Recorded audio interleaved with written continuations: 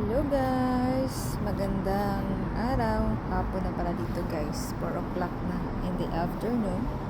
Kita nyo naman summer na summer na.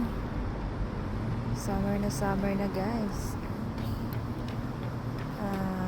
Ano na ngayon? 15 degrees Celsius.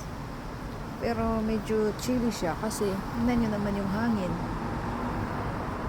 Yan. Yan yung nagpapalaki.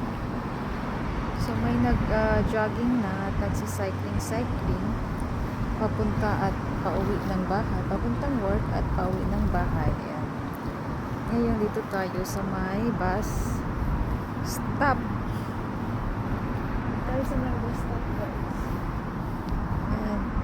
Nagantay tayo ng bus. Ito yung cycling path. Yung mga sasakyan dyan. Yan, medyo traffic na. Rush hour na kasi.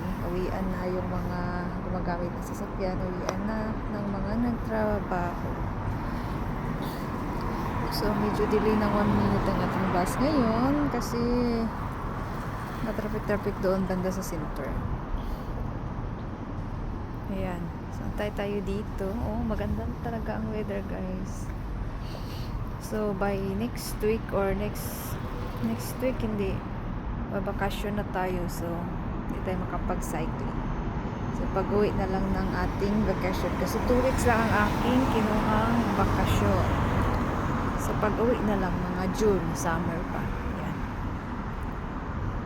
Yan. Antay tayo ng bus dito. Siguro in 5 minutes darating ang ating bus. Yan. Yan.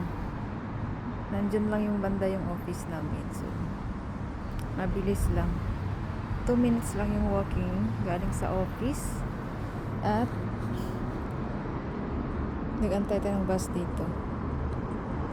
Yan. Cycling na sila guys.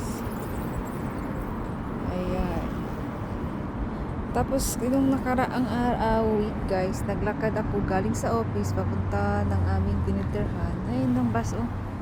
Doon. Mga 1 hour yung lakad guys. Siyempre hindi naman yung lakad na sobrang mabilis. Ano yan, yung relaxing lakad. So dito lang ating bus na doon sa traffic light. So paano na tayo maghanda? Babush! Parahin muna natin yung bagay. Parahin natin yung